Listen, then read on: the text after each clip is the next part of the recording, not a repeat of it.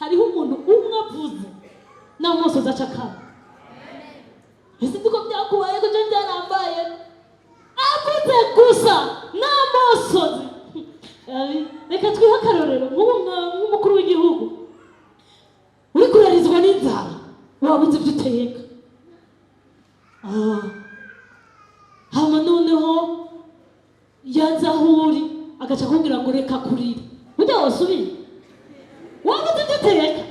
Ibyo uvuga ati umukuru w'igihugu ko arinze wivuga oya kweri ndaronka, uce wumva ihumura mu mutima.